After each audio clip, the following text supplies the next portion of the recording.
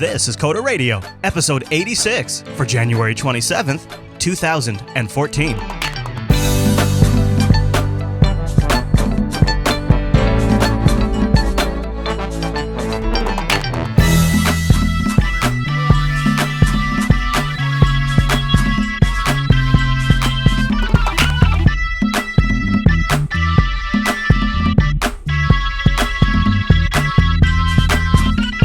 You're listening to Coda Radio, Jupiter Broadcasting's weekly talk show, taking a pragmatic look at the art and business of software development and related technologies. This episode's brought to you by our three fine sponsors, GoDaddy, Ting, and DigitalOcean. I'll tell you more about those great sponsors as this here show goes on. My name is Chris, and joining us every single week is our excellent host on the East Coast, Mr. Michael Dominic. Hey there, Michael. I'm not paying any more taxes. Done. And thus, in episode 86, begins Michael's show on the road stretch, where he's running from the federal government. It's going to be like a buddy cop movie with me and Ed. And people will be like, Chris, you talk to Mr. Dominic frequently. Do you know where he's at right now and if he's safe? And then I'll have to say, well, we only speak through encrypted means and Skype. Although they did just, take down Tor Mail, so there are less and less encrypted means. Let me tell you about BitMessage. There's no return. Chris, I'll take those sponsor payments in Bitcoin. Thanks. How about Doge? Because Bitcoin, that's worth some money right now. Doge? You know what? I'm going to go to Amsterdam. It's like the Apple refugee camp. Oh, okay. All right. Well, I think you'll probably be able to get a good connection over there, so we could still do the show. I don't know what time it's going to be at, because right now it's 9 a.m. on my time on the West Coast, and it's noon on the East Coast. I don't know about Amsterdam, man. You might have to prepare for that. Although it might be more Beer 30 appropriate. Well, let me ask you a question. Right now, if we were to walk down the, just like a main avenue in Amsterdam and then another similar avenue in Washington State, where would we find more potheads? You see, the problem is maybe the potheads have always been there. Right? You see what I'm saying? Maybe. Here's something I've noticed. If you go out of the house and you run into a pothead. Okay. That's one thing. If you leave the house and you run into a pothead and then you run into another pothead and you keep running into potheads, maybe you're the pothead. Huh? Because you're like the Pied Piper of potheads. Is that? That's probably going to be the show title. All right. So, hey, I just wanted to say a very special thank you to Heimer16, who's often frequenting our chat room. He gave me some amazing coffee. It is straight out of Guatemala, Mr. Dominic. And I've been enjoying it very slowly, like in the sense of like I'll just grind up like a little bit at a time. I don't want to grind any more than I'm going to use because it's so precious. And I don't mean to harp on the whole coffee thing here on the Coda Radio program. However, people seem to kind of be semi-interested in the coffee topic. So for those of you who are, I'm showing you on the video version a picture of what he sent me. It's called As Green as It Gets Coffee. And it's all fair trade. He sent me two. He sent me a medium roast and a full city roast, and I'm currently enjoying the full city roast. I haven't even opened the other bag yet because I don't want to do anything to like alter its state. And I grind up a little bit, and it smells so strong. And then when I put it in the AeroPress, oh man, it is so smooth going down, and it is so good. I did not know coffee could be this good. It's like when my first beer growing up as a kid, yeah, I got a beer. Somebody slipped me a beer as a kid, and it was like a Pabst Blue Ribbon or something like that. And I thought that's what all beer tasted like. And so I went through life for a long time having some very bad experiences with beer that sort of took me a long time to get over. And I feel like that's where I'm at with coffee now. Like I was drinking K-Cups just for the caffeine, just to get caffeine without having an energy drink. But now I'm drinking this coffee because it's so good and it's got caffeine. So it's funny you should mention low quality beverages. I'm currently drinking a Corona. Oh, that's actually, as far as low quality beers go, I actually like the Corona. Yeah, it's like the Cadillac of crap. Yeah, and if you put a little lime in there, it feels fancy. Yeah, it does. No, I'm actually enjoying the Corona, and this Corona actually comes from the back of an abandoned warehouse. We're not going to go into that, but a friend of mine happened to find several cases of Corona. This is New Jersey, Chris.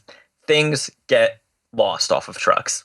Oh, man. Bridges close, It just happens. It's nature. Listen, me and my buddy Chris were just having some beer. closing some bridges. Not this Chris, a different Chris. Just closing some bridges, stealing some beer. We're doing hanging out with your buddy. Deals with sports stadiums. Yeah. Chris's buddy Ford and you get together and you guys just hang out. Mocking Democratic mayors. It's what we do. It's a good time, really. We had a pretty fired up pre-show. So the Coder Radio Show is live on a Monday over at jblive.tv, 9 a.m. Pacific, noon p.m. Eastern over at jblive.tv, jupiterbroadcasting.com/calendar to get it in your time zone. Gosh, I feel like we have so much to get into that we should probably start by thanking one of our sponsors right off the top here so we can get into a batch of really awesome feedback that's going to make me feel good. And that first sponsor is the United States Treasury Department. If you've seen Michael Dominic, please send tips to tips@irs.gov. Ouch. No, of course not. It is Ting.com. You guys know about Ting, don't you? Ting is my mobile service provider going on over a year now, and you can get started by going to coderradio.ting.com. That's where you're going to get started to take $25 off your first device or $25 off your first month. If you've got a device you can bring, and Ting has a whole BYOD page where you can see all the compatible devices, including iPhone 4 and 4S for you iPhone users. Now, why would you want to switch to Ting? Maybe you have a mobile service provider now. You likely do. I mean, a lot of us have a cell phone.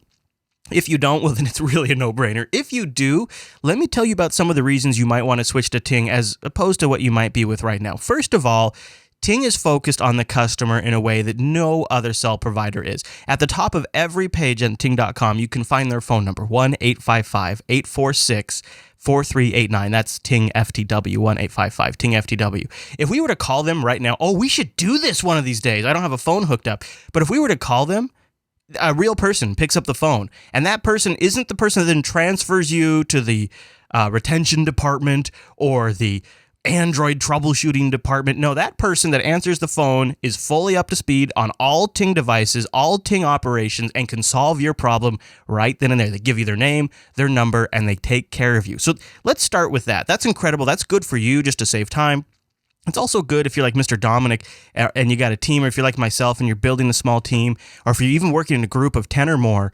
Think about how nice it is that instead of you having to field the support calls for all of these people, you can with confidence have them contact the Ting support. On top of that, Ting has an incredible dashboard that really lets you take control of all aspects of your account, monitor your individual devices, activate, deactivate them, set up call forwarding, your voicemail options, things like that are really nice to have. And the way they do it with a very responsive dashboard that is built around industry standards is very impressive. And again, like no other carrier. But on top of all of these great things I've just mentioned, Ting also has no contracts and no early termination fees, and you only pay for what you use. Each Ting line starts at a flat $6 per month, and then it's just your usage on top of that. Ting's got a really innovative way they do it. They take your messages, your minutes, and your megabytes, whatever bucket you fall into, that's what you pay at the end of the month. It's really straightforward, and every Ting plan includes lots of extras like voicemail, picture messaging, video messaging, three-way calling, caller ID, tethering, and hotspot are all included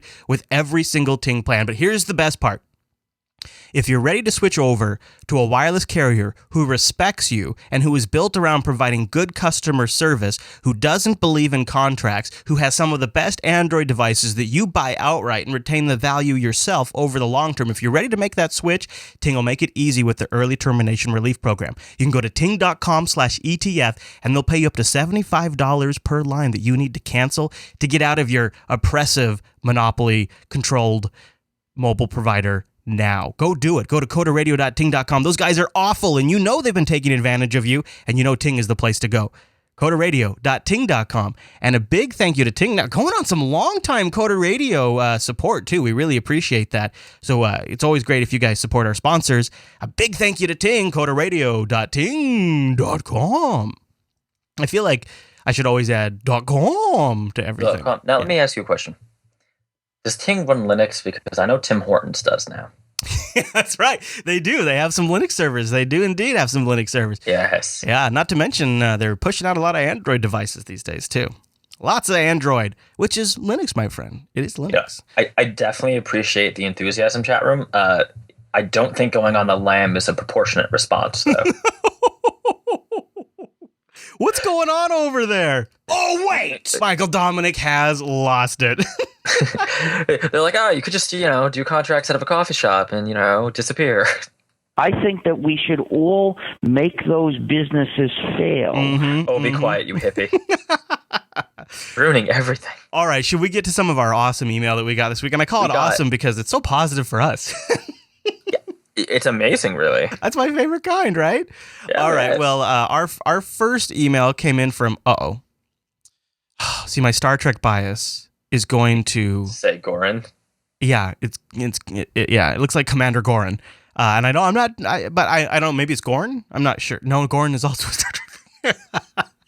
Anyways, he says, phenomenal show. I've been a longtime listener of various armchair science and skepticism podcasts, but have never considered trying to find others which relate to technology and the current state of software development.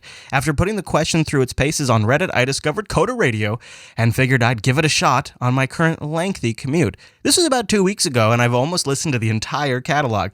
Needless to say, I'm a huge fan of the show, and it has made me reconsider several previously held viewpoints regarding software, piracy, pricing, ongoing career and personal goals, development opportunities, and my general outlook when it comes to other languages and paradigms. Please keep up the great work with this and your other shows, which I'll branch out to once I've caught up on Coda Radio. Wow, how about that, right? And I'll say this too.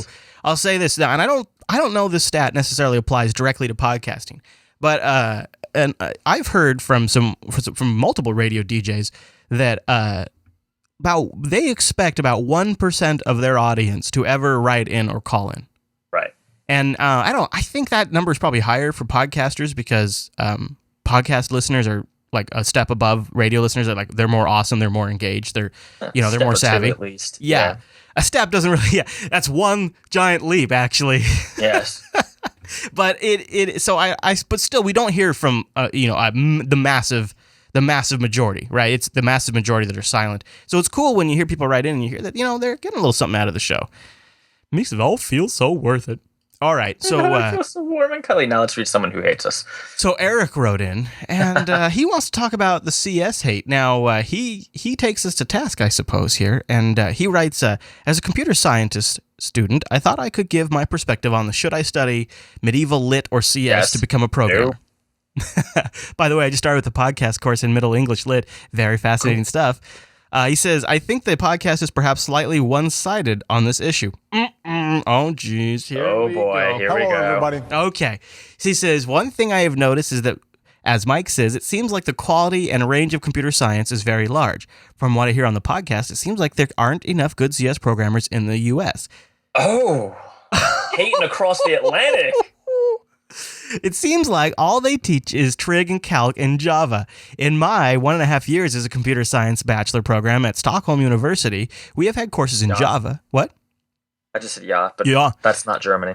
No, Python, C, C++. Further down the line, we'll learn Erlang, Ruby as well, and so on. We've been taught how to use SVN and Git. Holy crap! How about that, Mike? And we've done a course in how to do software testing. Holy smokes!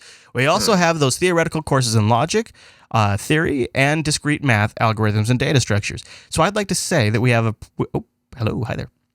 I'd like to say we have a pretty well balanced program with theory and practice. I would certainly say that the theory does make one a better programmer. I have, for example, been greatly helped by Automate courses for a project I'm working on that involves compiling a language to another. There certainly are concepts that one can learn better from a university that are very valuable to a programmer. Graph theory and good understanding of algorithms and data structures can be useful in some fields, just like knowing how to do good testing and how to use version control software is very useful. After that core dump, I guess my main point is that there's universities that teach really valuable stuff, and it should perhaps not be dismissed out of hand directly. Sorry for the rant, but I'm sure you can surmise this to 2 lines. Oops. Keep up the good work, Eric. I didn't, Eric. Sorry. So it sounds like, Mike, that maybe it is... He is saying that perhaps what you're seeing is a product of some bad schools, essentially, or bad programs. I've actually heard this before in other fields. You know how in the U.S. you take 2 years of nonsense? You take 2 years of like general curriculum, and then you take 2 years of your course. Apparently, that's not the case everywhere else. I've always entertained the idea. I'm not saying this is what it is, but I've always entertained the idea that perhaps that is profit taking on the part of the schools. But then people always say, well, no, it makes you more rounded, et cetera, et cetera. Right. So, Shouldn't I I mean, be able to opt Eric's to be more curriculum rounded? Eric's curriculum is very impressive, but it definitely seems like I don't know how schools in Sweden work. I know here that every university I've talked to, every student I've talked to, no one takes source control. That is, I know, and it's so Right? crazy to me. No one takes practical software And we've development. had people write in and defense say, well, honestly, it changes so often. But I would argue that I think we've kind of landed on Git and we're going to be hanging there for a while. So not only that, just the basics of good, yeah, right. You need to use source control. Right, yeah. Right, like the fundamentals of source control. I think what's happening is that, we're having a very US perspective. And well, that's who you've been trying to hire. Right. So to be clear, I certainly don't think taking math is a bad thing. And we had someone on Reddit post the same thing, and we had a good conversation. Unfortunately, I couldn't link it because Reddit was down this morning, which was weird. Much like Gmail last week. Oh my gosh! It was a pain in the ass. When your business email is on there, I was in the middle of an important correspondence. Wasn't happy about that. Not to interrupt. Not a problem. So it seems like, and this may be a different school thing, this may be a different course thing. I have not so far seen a school where they teach practical development and theory. I've seen only theory, and unfortunately, the theory makes you ill-equipped for the job alone, right? If it was both, like Eric says he's getting, then that's probably good. Yeah. I mean, I could be wrong in terms of, I don't know how every school in the country does it. I certainly guess just know how. To summarize, though, what you've been seeing from the people you're talking to is they come out of school, they are under perhaps the mistaken perception that they are ready to go out of the gate. We're ready. We've been taught. So they're under the perception that they've been trained to be software developers. Right. And in reality, they've got a few concepts and theories. Right. But the fundamentals of just being able to sit down and hit the ground running and work with a team are completely missing. Are completely gone. And one point I think I made last week was that the only university that has so far done well is Monmouth U, local to me, but they separate theory from practice as two different courses, two different majors. Mm-hmm. I don't know what to tell you. I mean,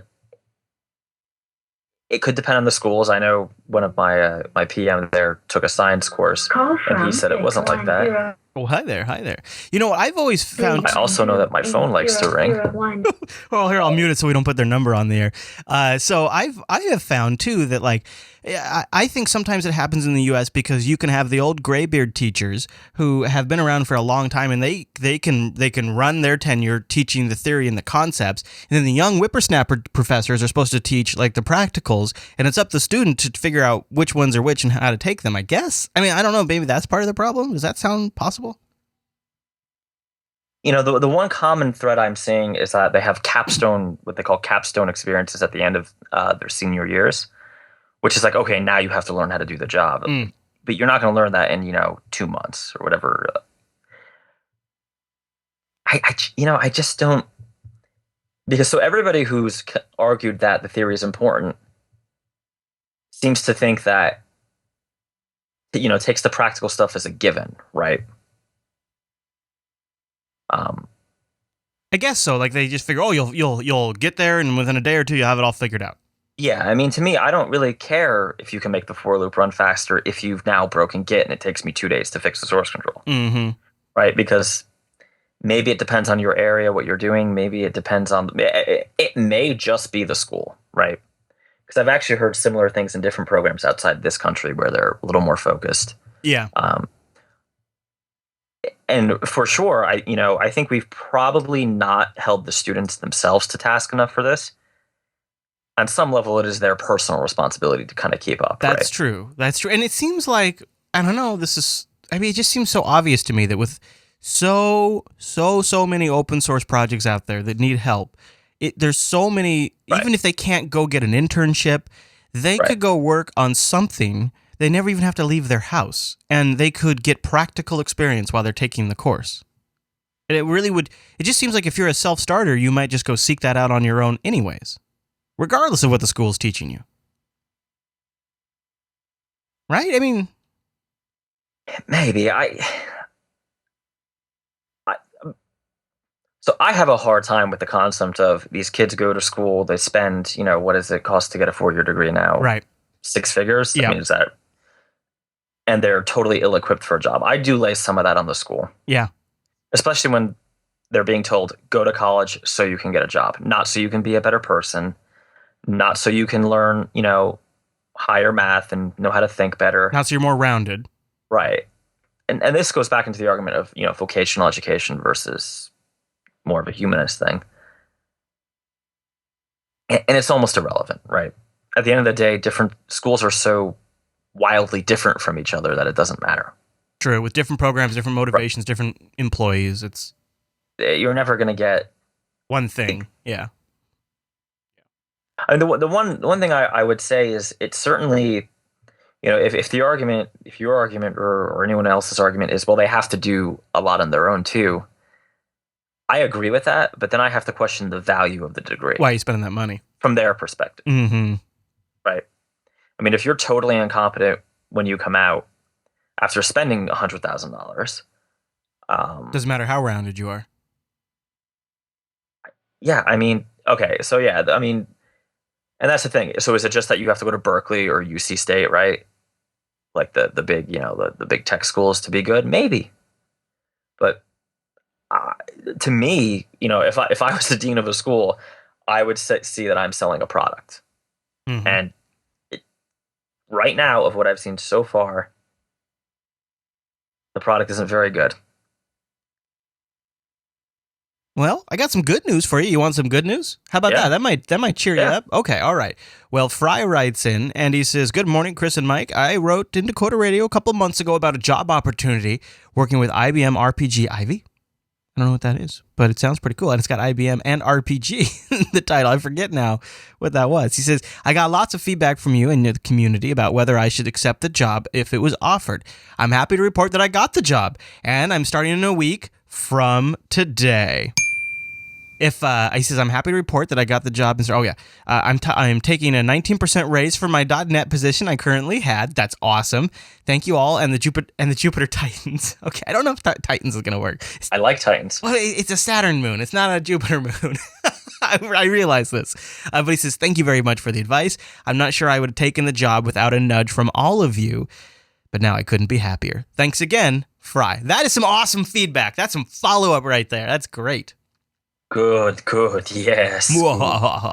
And another one. That is a success story. Yeah, I would really like to hear kind of, down the road how it's going. Because, there's the honeymoon period, and then you get down to work, and I'd be curious how it all goes through. Somebody had in the chat room, somebody said RPG is good. I think of RPG as either a role-playing game or a tactical weapons. Yeah, I'm thinking small missile systems right now. BSD dude says we could be Jupiter satellites. Or a Jovian. What about the Ios? No, that's no good. The Europas? Nope, don't like that either. It's a language. Okay. All right, thank you, chat room. Or why don't we, before we go to our next email, let me look here. What is our next email? Oh, yes. Something for the Linux users out there. I want to thank DigitalOcean. DigitalOcean is simple cloud hosting, and I found out about DigitalOcean through Mike, who said, I use these guys for my back-end deployments all the time. And now we've been getting emails from folks that say, hey, you know what? DigitalOcean is saving me some money.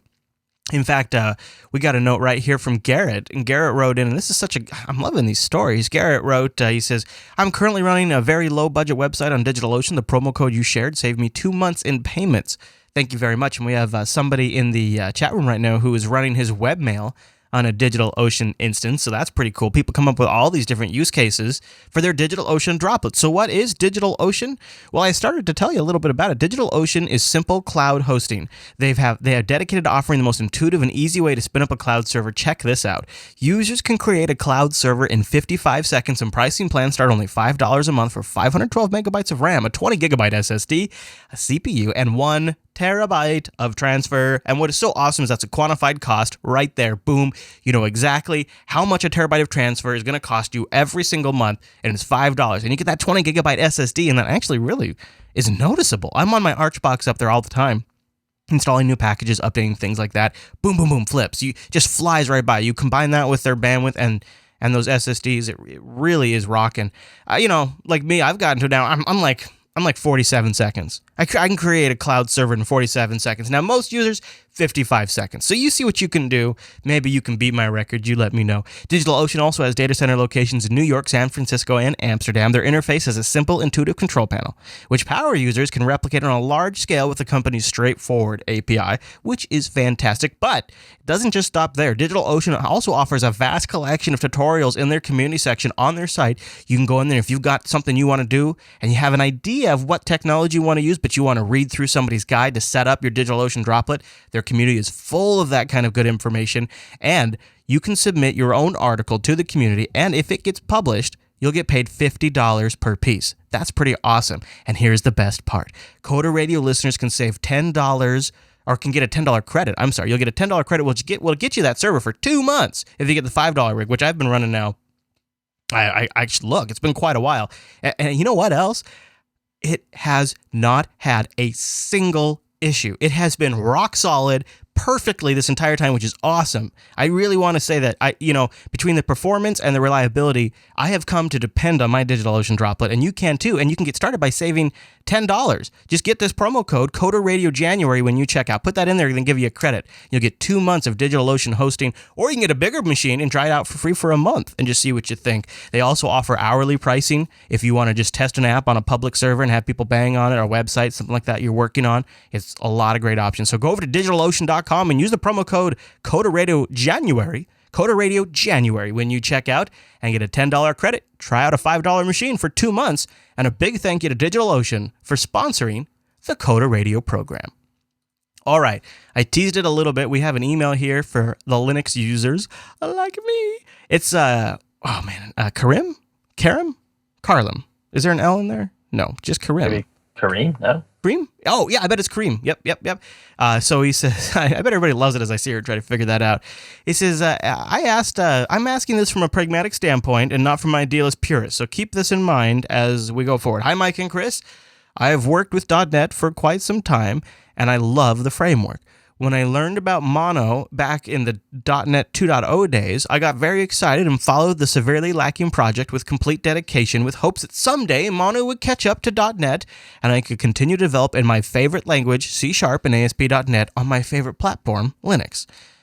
I've now realized that day will never come. Instead of bringing .NET to me, Mono has become a frustration that constantly tempts me to switch back to .NET, and that is offered only on Windows. The tooling around Mono under Linux isn't up to par with the competition or even with the Xamarin has to offer on Mac for Windows developers. Over some time now, I've been inching towards the Qt framework on the desktop and mobile fronts. I don't even miss .NET on desktop now. However, I'm experiencing .NET withdrawals for web development. ASP.NET plus MVC was what I found comfort in due to the familiarity with the platform and the choice of language. Qt doesn't offer anything in that space. The other stack that comes in mind is Java Play. But sometimes Java, probably the desktop toolkit, keeps me away from it. I write this email to come to you as a once .NET developer in the middle of an identity crisis in search for a new development stack that I could proudly use on Linux. Thanks. $1 million question here. I think this is really a $1 million question. So I feel like... So I'm a little confused, actually, though. He seems like he loves something about the Windows platform, right, but doesn't want to use the Windows platform. Right. I mean, and that's what I feel like he wants to run Linux on his box, but would prefer to dev in MVC4 or whatever. Right. And he brings up an interesting point about when he gets to web development, right? That's where he's noticing the biggest gap for Qt, which makes, I mean, that's really not what it's for, right? I mean, I like Java Play, so you're really not going to hear me blast Java Play. I would say that if you're used to a lot of the magic in MVC, you're going to get probably 90% of that. Blaster suggests that perhaps this is a job for PHP. I think not. Inappropriate? Here's where I'm stuck at for this guy is because I do feel his pain. Right. I not to make it all about me, but I want to run all Linux, and yet the tools I use to produce shows, Logic and Final Cut, and it drives me crazy, right? and the tools on the Linux side are not satisfactory to me. It really comes down to, I think, the two questions he has to answer. First one is what is the target platform he's creating applications for? And then what makes the most sense to create that application? And if you follow that back and it leads you to Windows, that's the reality of the situation. Right, and that's the issue. If you were primarily developing, software for Windows Server, you're not really going to want to not use ASP.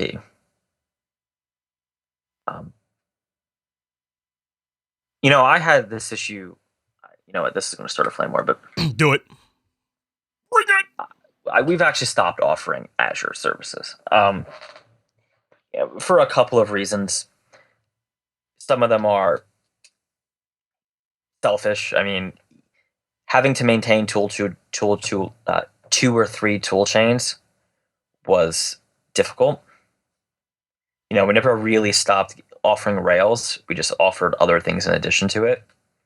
And so now we're kind of doing Java Play in Rails with just a dash of Scala where I can throw it in there. I don't like maintaining more than like one box. And I don't think VMs really work on the client side. I'm not sure what you would do, Kareem. I mean, what I was doing is I was running VMware on my Mac and VMing Windows 8 to do Azure development. Are you going to do that too?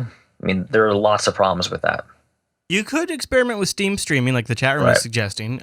We just covered that on the Linux Action Show on Sunday, and that allows you to run full-on complex Windows applications. You do have to have a dedicated Windows box to stream them from to your Linux box. Right, but it's not great, though, because you're working on the remote service file system. Right. It's really not integrated.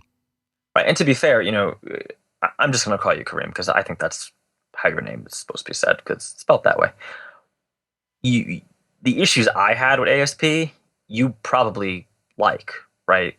I get the sense that you're used to your Visual Studio toolchain, you're used to all your stuff, and there's nothing wrong with that at all. But I have to ask, why are you giving all of that up? I'm thinking there's going to be a loss of productivity, right? There's going to be other issues.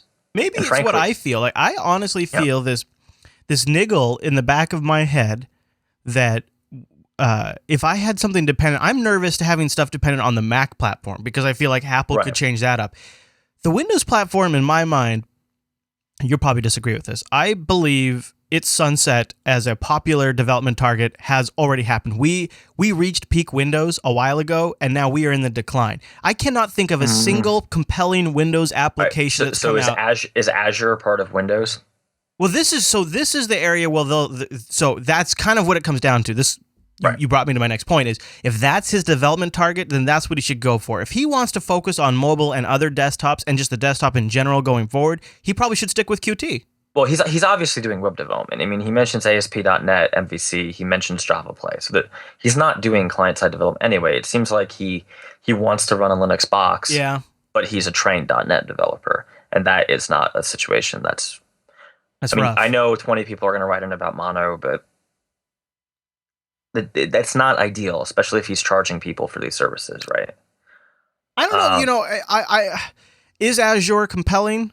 Yes. Is it going to be a dominant cloud hosting platform as a service? Yes, but it'll probably honestly never be much more than third in terms of like things you want to target for. Right, but again, if he's a .NET developer with any reasonable time of experience, right? Any reasonable amount of experience, he's already steeped in the .NET world enough that Azure is probably a very big player to him where it's not for us, right? For me, DigitalOcean is a much larger player, for example. And I think the thing there is that that's going to be more of the case going forward. I think it's not I think it might, even if it's the minority now. I think you're underestimating how often the .NET space is medium to large size corporations where they buy Microsoft because that's what they do. I mean, in our space where we're working with, independent companies, smaller companies, or proof of concepts for larger companies, I can deploy Linux left, right, and center, right? But isn't that what people used to say about Windows on the desktop? Well, that's what they do. But now that's not so. Now, the sales are dropping through the floor. Things change. It could change. I mean, it could change. I'm just concerned about his. It'd be great to say, rah rah, go ahead, drop all the years of experience you have in .NET and go ahead and do Java Play. I obviously like Java Play. I mean, I talk about it. We must have had 3 episodes on it already. But I'm not sure that that's a smart move for him. Just like, trying to be an Azure shop where Azure was a top service for me was not really a good idea. I feel like we have picked a really interesting transition time to do this show. Because if we had started 10 years ago... we'd have to ask him if he's crazy. Right. And if you look... I've been thinking about this, and I'm still putting it together in my head, so I haven't really talked about it much on air, but... the early thing I've been considering is if you look back at the birth of the personal computer industry, it really was extremely fragmented, right? There was multiple operating systems, multiple vendors, everybody was making something. Radio Shack had a computer, and it was everywhere. And then the GUI came out and things started to consolidate, and then Microsoft came out, Apple makes a misstep, and then Microsoft creates this quote-unquote stable, and I mean stable in terms of developers know what to target, not actual operating system stability. A stable platform comes out that developers say, this is obviously my choice, and it dominates for like 10 to 15 years. And it is so clear, and some of us were born of that era and came up in this era, and that was the universe we knew. And now it's actually going back to a much more fractured, multi-vendor. Everybody's making a phone. LG, Sony, every single person out there's got a phone. Everybody's got their spin of Android. Some people further, like Amazon. Some people not. Everything is sort of spreading back out again. It's like we're decentralizing all over again. And cloud is huge. There's big, massive cloud platform providers now that didn't exist before, but there's still multiples of them. So it's a much harder question to answer. From the admin perspective, I mean, would you, if you were still more actively doing admin contracting, would you try every new hot thing, or would you kind of pick one or two? Well, I always take a look. Right. I think like right now, for example, if I was still doing sysadmin work, the question, the hot contention when building projects wouldn't be should we deploy Linux or Windows, it would be should we deploy Linux or BSD. I feel like that's the direction of that conversation. That's something that I would be in the middle of trying to figure out which ship I should be, on for deployments for clients. And that's an interesting contention there. That's an industry change up. FreeBSD's really, with ZFS, has really been pulling ahead on the back end infrastructure stuff. Not to mention it's just a good platform. There's still Windows there, but now it's Windows is the solution when the application requires it. It's not the go-to. And I agree with you 100%. I mean, one of the few reasons I've deployed Windows in the last 2 years was Azure credits, but I don't think that's real. I mean, that was I don't even want to talk about that because it happened. It was a thing. It made sense at the time. Whatever. Because we have Windows IT admins on staff, right? Yeah. That was the only other common reason. I guess I just worry about him if he has, he doesn't mention how many years experience he has in ASP. Right. Quite some time. I mean, back to .NET 2.0 days, so a while. So maybe what you could do is continue billing yourself as an ASP shop and just offer something else on the side. Yeah. But don't do a full, you don't have to, it's not like changing your religion, right? You're not, you don't go from Catholic to Protestant. I think you can be half and half. If I was going to inject a little bit of my own personality into his question, I would say he's gotten, and maybe he hasn't she hasn't fully realized it, but I believe he has gotten bored with .NET. That's why he branched out, looked at other things, and now the rational side of his mind is coming back to him and saying, you have years of experience with .NET. It can do things other languages can't do. There's lots of reasons here. I have all of these really good practical reasons, and that's like his right brain, and his left brain is like, well, let's go over here. Let's explore. Let's be creative. Let's learn something new. Let's push into a new territory and be there as it arrives. And he's at conflict with these two things, and it's a very understandable position. And I think the only way to really look at it is just go with your gut. What are you gonna be willing to get up in the morning when you've had a shitty night's sleep and you really don't want to work?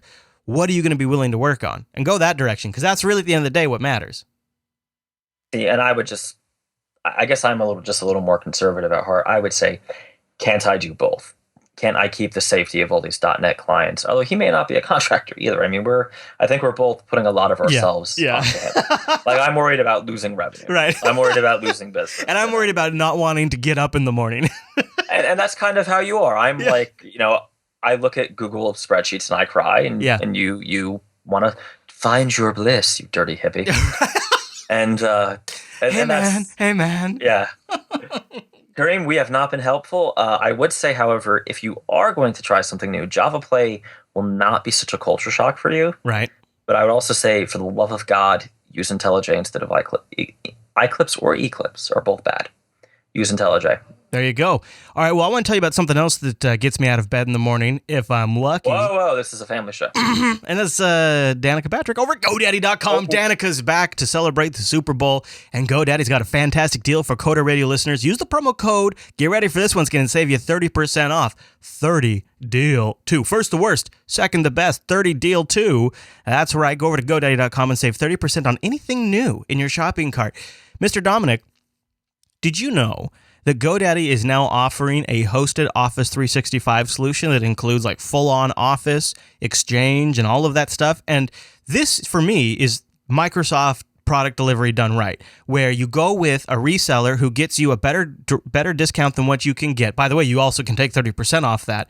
And you get support from GoDaddy, which they have an entire infrastructure in place already to support you with. And on top of that, you don't really have to install any software. You can use the web-based versions of stuff. It's really kind of the ideal solution if you're in a position where you need Office, but you don't want to keep buying it and you don't want to pay full price. Go over to GoDaddy.com, use the promo code 30deal2. On top of that, they got brand new WordPress hosting, rebuilt from the ground up. Get yourself a .com, maybe a .tv, a .am, a .fm. Get yourself a cert. Put it all in that inbox or that cart. And then use the promo code 30deal2 when you check out. And by the way, when you're over at GoDaddy.com, you can check out their new Super Bowl. Danica is looking so buff. I feel like she would break me. If we ever met, she'd be like, all those things you say? Boom. Right in the face. She's scary to me. Anyways, go over to GoDaddy.com and use the promo code 30deal2 to check out to get that 30% off anything new. They've got all kinds of stuff over at GoDaddy you might not have considered before, including the website builder, which will help you spin off at a mobile optimized site that works quite well. You can also get Office 365 from GoDaddy. Like I said, Exchange is great for team collaboration, but you're not going to want to run your own Exchange server. Don't do that. Just go get it from GoDaddy. $3.99 a month. $3.99 a month. And our deal, 30 deal 2, will take 30% off. Right? That's pretty crazy. Lots of good things over at GoDaddy. Keep an eye out for their Super Bowl ad, which will be coming up during the Super Bowl too. Yeah, GoDaddy actually made my life less painful last week, so I appreciated that. They have this thing where it's like, instead of having to ask this person to give me their account credentials, which I don't ever really want to do. Right, you don't want that. It's like, here, this guy can do whatever he wants in this specific area of my account. I know, they really got the team tools down. Yeah, it's that was so pretty awesome. helpful. And when I was a contractor, it was invaluable.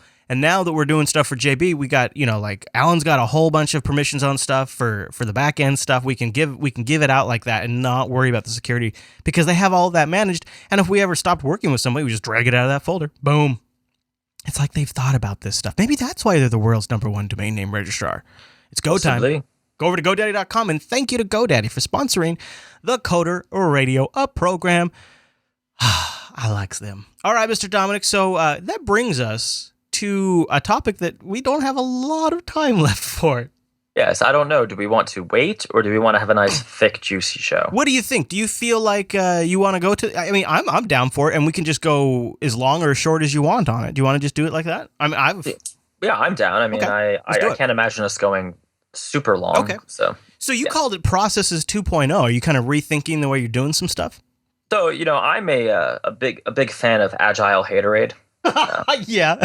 I do brew it myself. Actually, I'm kind of a haterade hipster in that way. I've got my own little micro brew thing going on. Oh, dude, we should share recipes. That sounds delicious. Yeah. Oh, have you ever, not to derail us anymore, but have you ever brewed beer? Because if we ever want to do like I would love to though. I've done it once, but I'm definitely total 100% noob. I would, like in the summertime, maybe we should do like a little Coder Radio brew thing and we'd do it with some of the audience and stuff like that. Think about that. And they could, again, thank you. I got another package of coffee, I should mention. Oh. Thanks again. That's awesome. The UPS guy is like, another delivery. I got somebody in the chat room told me earlier. I missed it because I was doing a podcast. But somebody in the chat room earlier said that I have another bag coming to me too. I cannot believe it. This is so awesome. So Great. If people be interested in the beer thing, in fact, maybe if we've got some beer brewers in the audience who could email us and maybe they could work with us, we could get like a shared doc going, or I don't know. We'll talk about it off air. But anyways, Yeah, we'll have to figure something out. So Processes 2.0, Mike revisits Agile. Yeah. So, all right. Unlike Sauron, I can't just telepathically tell people what I want them to do, like have them know. And it seems like this is kind of what Processes are made for. So in the past, I've been pretty hatery on Agile, right?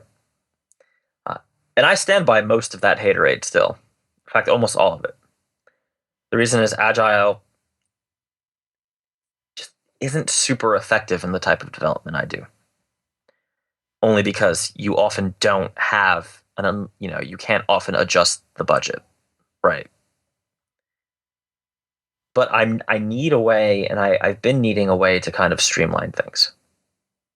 And I had my pseudo agile sprint process working, but that really was kind of a one-man process, so to speak. Do you know what I mean, Chris? Oh yeah. There were a lot of assumptions made because I kind of knew what I was doing and I knew what I was thinking. So this is a huge problem I'm going to face in a couple of months when Rikai comes on. 8 years I've been doing all of the production on all of these shows. I've been doing all of the editing, all of the publishing, the entire production pipeline. This Jupiter Broadcasting is a straight up content factory. There is like this massive pipeline that I have to now show to somebody else. I have no idea how to do it successfully. And it's a huge problem. There's no real process, quote unquote. There's just the routines that I go through. Right. And so it's exactly like that. There are certain things I was doing that I didn't know that I was doing. I mean, I obviously did them and I knew that I did them, but I didn't know to tell people to do them, right? That's exactly what I'm worried about. Right. It hasn't been a super major problem yet, but I'm starting to look into, and I've been doing this for a couple weeks now, what sort of methodologies would make sense. Now, my core objection with Agile or with any of the more keep refactoring till it's right methodologies is that they kind of assume that the budget can change. That's often not the case. I don't. It's easy to say you can manage change if the person will go along with that, right? Mm-hmm. Oftentimes that's not the case. Mm-hmm. Very much so. They'll even despite what they say. Right, despite what they say, they could be, oh yeah, we're an Agile shop too. Don't worry, let's partner up on this. Oh, but here's our 50-page design doc. Are you sure this isn't waterfall? Because it sure as hell feels like waterfall. Okay, well, what kind of budget are you looking at? It's exactly X dollars. Well, this is now waterfall, right? And I know that it's not necessarily true that all Agile projects have to have soft budgets. Mm-hmm. But it certainly seems to work better when it's more of an hourly thing, right? Yeah, absolutely. I mean, it just, yeah. Yeah. I mean, and to be fair, even before I was more pushing the Agile thing, I always noticed that the clients who were happiest were the ones who didn't say, this is my, who didn't want to bid, wanted an estimate, right? Mm-hmm. Is the best way to put it. Mm-hmm. Because they had the freedom to change without us having to sit down and redo the document, redo the statement of work, sit here have 2 to 3 days of just negotiating being done on every little change. Yeah. And when you have a client like that, Agile definitely seems to work for me. And I want to, if I could just hit the pause button right here, that you are probably not appreciating the fact that the ability to have a back and forth communication with a client during Agile is you're better at it than I think most. I think most people really struggle. The communication breaks down fast. Expectations completely are not met. I mean, it causes this avalanche of miscommunication that then breeds into a failed client relationship. Right. I mean, I certainly haven't been perfect every time. No, it takes years to learn. Especially in the beginning, there were, and it's never like, some clients have this idea of the dev who rips them off. That's almost never the case. Right. But a lot of them think that. Right. And it's always, I remember one experience, more recently, was simply test flight was down. Or Apple was down, more accurately, right? The code sending authority. That was a communications nightmare. I mean, I was still working full-time hours, even though I couldn't get builds to people, trying to explain to them that I couldn't get them built. Really, I'm working even though I can't show you the proof. And the truth is, I offered to freeze projects to just stop working until, But they have timelines. They have timelines, and I would say out of X projects that were on, only one ended up deciding to leave, which is fine, right? I mean, the problem was they just didn't want to deal with Apple. At the end of the day, they said, we can't deal with this, Yeah, not really your fault. Right. But it's unfortunate, and, budgets are done with a certain amount of projects in mind, so it kind of does hurt. But, I've read 3 Agile books over the last 2 weeks, and they all make this assumption that bids can change, which is awesome. And a lot of larger clients, that's certainly the case, right? Where everything's an estimate, everything's hourly. Yeah, I mean, we call them estimates, right? But right. Yeah. But that's not always the case, especially when you're dealing with like a startup incubator who just wants to get this off the ground and see if it's even worth their time. And I haven't found a methodology that really approaches that. Because at the even some of the Agile bloggers I've been reading, I mean, Rob Connery is not necessarily an Agile guy, but I mean, he is, but his core thing is Rails and .NET. At the end of the day, you're still going back and still renegotiating documents. How do you avoid the problem where it doesn't become some custom process, some custom thing between every client? Because when you're a single guy shop, that's fine. It can lead to a lot of frustration and confusion. Right. But when you're a multi-person shop, then the wheels really start to fall off because nobody's really on the same page at that point anymore. When you have a defined process that everybody can follow, you can get more predictable results, which is good for estimates. So in fact, I've started leaning on GitHub a little bit more. Okay. They have this feature called milestones, where you set a date, a task list, and or issues, depending on how you're doing it. And that's simply how you keep track of things. Interesting. But even with that, you still get into the conversation. The client will call you and say, "Oh, can we change this one thing?" Usually the answer is yes, right? Mm-hmm.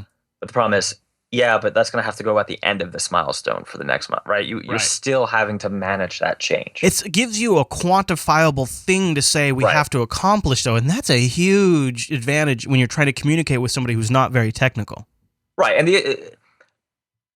so I have to say the process I'm currently using is working better than the old process, but it still requires someone to be, a front man, right? Mm-hmm. Someone that's still trying to explain things constantly. Mm-hmm. Which is, in your case, you. Which is always me. Because you're the best at it, because you've been doing it for a while, and the people on the team are not quite as familiar with it. But then it also means that perhaps the most experienced developer in the team isn't doing as much development work because he's busy handling the client relationships. That sometimes is the case. Yeah. I mean, and to be fair, one area we've not had problems is code review, because we do again, leaning on GitHub a lot. We do pull requests, which every pull request has I review the code or someone else does. And to get merged in, you have to pass the code review. Also, and this is totally going to be next week's show topics, adding in automated testing. Oh. I've been on my own, and the fingertip guy who's listening to this is going to be a little surprised. I've been on my own. Everybody. I've been on my own doing a little JUnit foo. Oh. So, yeah. Trying to add in all these things, but still coming down to the core problem of, I don't want to jump into the testing stuff, but you cannot test user experience, period. Right. And really what today's topic is, at the end of the day, I'm still sitting there with a PDF talking to someone on the phone for 2 to 3 hours. That is not changing anytime soon. Now, is that a bad thing? I would say it's not productive. And I would say the more it happens, I feel like people can, and to be fair, this might just be me being overcautious, but I feel like it's almost kind of a communications issue in that a lot of people come in saying they want a bid, right? Yeah. But they actually don't. What they want really, is what? They really want to know that they're going to get one milestone done, get one build in their hand that makes them happy. Right. And what happens is once you have that bid structure set up, you then have to either work within it, which is frustrating for everybody, or somehow at some point throw it away. So you're saying they get a minimum viable product essentially, and they say, okay, thanks, we don't need to go any further. Well, no, they don't do that. They get like the first build, and they're like, this gave me all these other ideas of ways I'd like to change things. Oh, yeah. Agile setup, that's fine. Okay, well, we said the next sprint was going to be X hours. Well, now it's going to be either we're going to have to split it and add another sprint, or it's going to be, X plus Y, right? Mm-hmm. Now we're getting to the situation, if you have that firm, more waterfall style bid, okay, that's awesome. I'm glad you would like a little more work, but we have to sit down with a statement of work, and we have to, right. I either have to convince them to turn over to Agile, which to some people sounds like a shady, it feels a little uncomfortable, or I have to constantly manage these almost like fixed bidding per feature, per change, which is totally inaccurate, right? Yeah. Yeah. I guess so.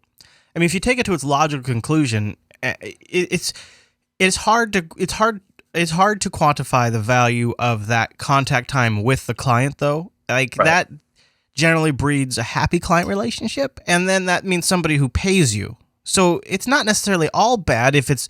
And so I guess what I'm saying, if in your process the area that you're finding takes the most time involves a high contact with the client, then that's not necessarily a really bad problem. Right, and that's one thing to do. I haven't been stiffed in years, so it perhaps is good. I mean, there's another aspect to this also with internal projects. The sprint-based agile to me is more appropriate for other people's projects because it's based on getting things done at a certain time to deliver to someone. Mm-hmm. Where I would almost rather have a more open development process for internal things, right? Mm. I've been looking at Trello, which is Chris. Are you familiar with Trello? No, I'm not. Trello is a. Do you know what Kanban is? No.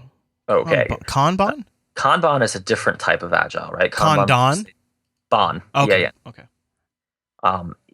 It's almost like Post-it notes on the wall with what you want to do. Okay.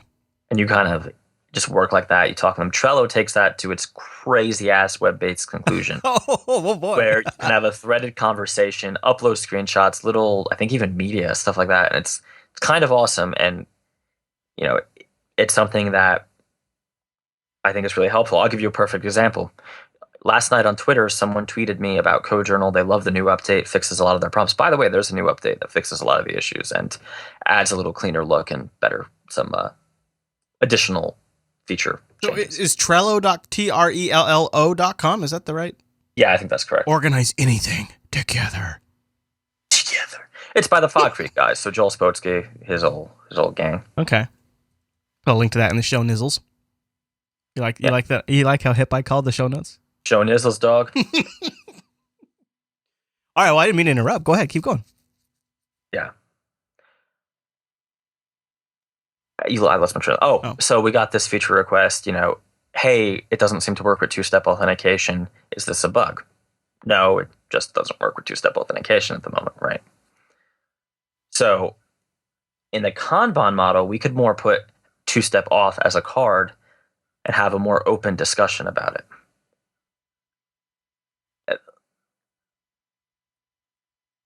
So I like it and I don't like it. Because it's not quite structured enough?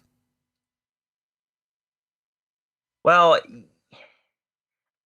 even with first-party projects, you still need to get them out. You still need to ship. But you still I don't know. It's a tough thing because you want to have that more open relationship, but on the other hand, you want to kind of not, right? So what I'm thinking of is a lot of people actually open up their Trello boards to customers and say, this is what we're doing. Mm. I see that could be potential pain, right? Mm-hmm. So like in this code journal example, what if I simply decide I don't care enough about two-step auth, right? Or that there's only like 4 people that I know of who use it. Is it worth what will be actually kind of a pain to implement? And then if someone adds a Trello card for that and I say no, does the conversation then become, code journal neglect security, right? Well, I suppose you'd have to articulate a good justification if it's going to be public. Well, and the justification is a lot of other GitHub apps don't support two-step auth for the reason of not many people use it, and it's kind of a sloppy thing to implement. Like it's hard to make nice. I can see how that would concern you about putting it public. And I suppose my counter to that would be it depends on the client. I would seem like some clients it'd be better suited for, and some clients it would not be. And it would sort of be a more case-by-case basis. Because you could see how if you were working with somebody who had maybe a technical representative on location or was fairly well understood software development, or even the general concepts, having them have access to something would really keep expectations in line. It would keep everything kind of in sync naturally just by using your existing workflow. And there's a lot of value in that because you can just do something that you're already doing and keep in great sync with your client. But it would also seem like there's clients where you would have that issue. Now on a public app like Code Journal. Right, that's what I'm more thinking of for this Kanban methodology. I think, it's a slam dunk for an open source application. Oh, of course, yeah. I think for open source app, in fact, it'd probably save you some admin time, right? Yeah, I think that's pretty clear. On a commercial application, I think that also, if anybody was going to do it, it would probably make sense to be a project like Code Journal because the people who are going to be looking at that are probably going to be other developers. Right. You might find you get value coming in that you didn't expect. Well, and to be fair, Code Journal is probably a good project to do it with because Code Journal is at that point in its life cycle where it's, it was one of the first GitHub client apps, right? Let's flip this scenario a little bit so that way you can remove it from yourself and think about it more critically. I think most people are familiar with Instapaper. It's made by Marco Arment, and he sold it a bit ago to BetaWorks. BetaWorks, right? Yeah. And he just got to a point where he was kind of done with the application. He wasn't quite sure what he wanted to do. He had a few things that he knew he should implement and clean up, but he didn't really want to do them. And so he did the best thing for the people who purchased that app is he sold to somebody who was a good person to take it over that would be that would carry it on, and so far has done a great job doing so. Everything they've done has been improvements, and I'm back to using Instapaper. So it was a good move on his part, but I wonder if you weren't at the point where A, you wanted to sell it, or B, weren't really going to make enough money to make it worth it, but you're still kind of stalling a little bit, then it seems like what's the harm? Like what's the worst case scenario? Is something comes in that's a good idea that hits that sweet spot of time versus demand, and you implement it, and Code Journal just got X amount better when you were really kind of at a point where you weren't sure where to go next, right? Right.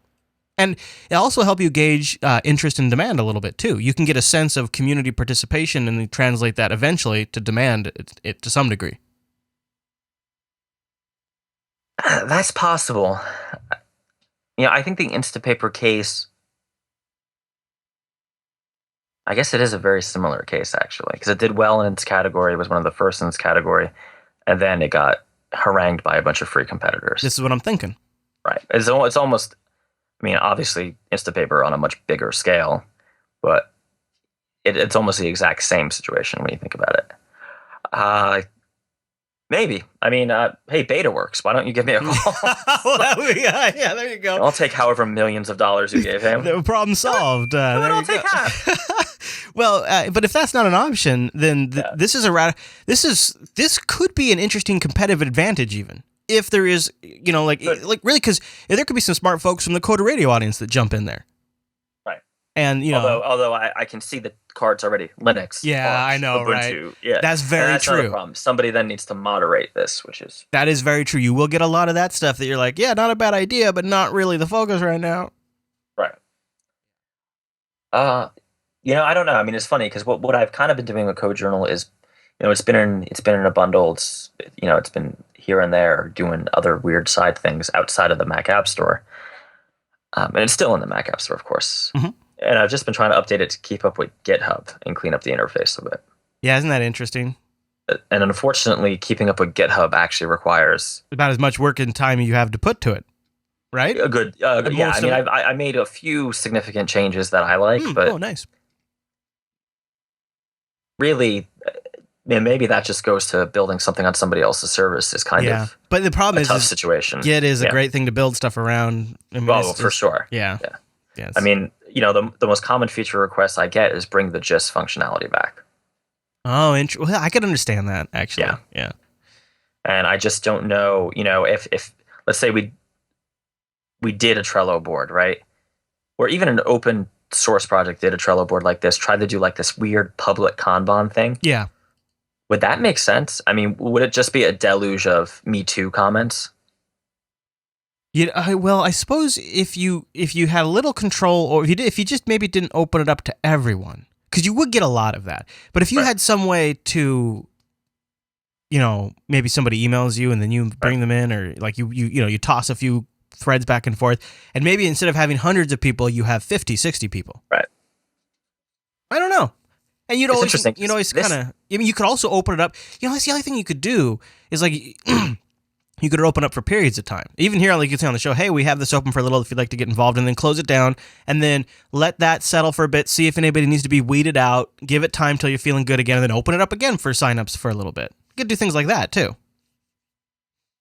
Right. Because what's interesting is I think Trello themselves, so Fog Creek does the development for Trello on Trello publicly. So I'm going to put a link in the chat. Oh, nice. Okay, I'll grab that and put it in the show notes. I have no idea what's going on in the chat room right now, but okay. They got on the topic of Doge. Yes, and I think sometimes the chat room gets a little drunk on Doge. Yes. Well, this is pretty cool. Yeah, so they actually very publicly do this, and you can kind of like bother them and stuff. Well, that makes sense. They are definitely eating their dog food. Yeah, I mean, there's certainly... In fact, there is a dog right there. Is it Doge? God. Yeah, I know. It just all keeps coming back. So you can kind of get an idea. Google Drive login, independent of Trello account, Google login, and then I could jump in here and be like, it's a threaded conversation where people are discussing around a specific feature. So I have a few things. Why aren't more open source projects doing this? Because this looks like an amazing way to handle that, right? Well, for one, it's probably not open source, right?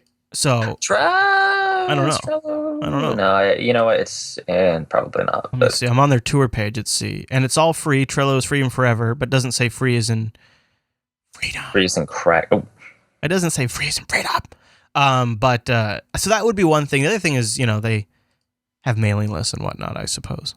A lot of this happens on mailing lists in open source projects. Yes, the mailing list of doom. Mm-hmm. Yeah, which does not work for a lot of people. So this would be very interesting, and I bet you if this sees some success, I bet you'd see an open source sort of take on this.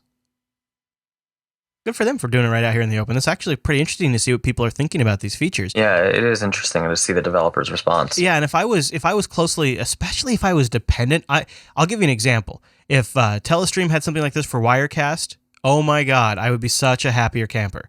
First of all, I'd feel like my voice, at least I could have it heard. And second of all, because my business is dependent on the functionality of that software, it would really be great to get an idea of where it's going, because that's honestly one of the best things about open source software is if I'm dependent on it, I usually get an indication before something huge happens and I can prepare myself for it. And there's other things, but like forks. But, I would just putting myself in this suit. If Wirecast was in here, I would be reading these threads constantly, just keeping an eye on what's going on.